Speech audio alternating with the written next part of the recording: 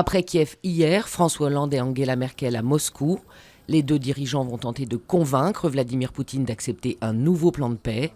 Une initiative qui vise à défendre la paix européenne, selon la chancelière allemande. Après 10 mois de conflit et face à l'intensification des combats dans l'Est, cette médiation pourrait être celle de la dernière chance.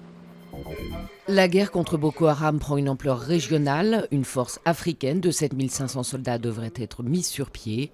Le Tchad a déjà lancé une importante offensive terrestre à partir du Cameroun. Son armée est aussi positionnée à Bosso, Niger, attaqué pour la première fois par le groupe islamiste. Le Niger qui doit se prononcer lundi sur un engagement de ses troupes. Maury Global se déclare en faillite. Il y a un an, le transporteur avait succédé à Maury Ducrot au prix de 2800 licenciements sur les quelques 5000 salariés. Selon un représentant du personnel, l'actionnaire Arcol Industries ne souhaite plus mettre 1 euro dans l'entreprise. Dur retour à la réalité pour l'icône du hand français. Moins d'une semaine après un 5e titre mondial, le renvoi en correctionnel de Nicolas Karabatic est requis par le parquet de Montpellier. En cause, l'affaire de paris litigieux sur un match en 2012.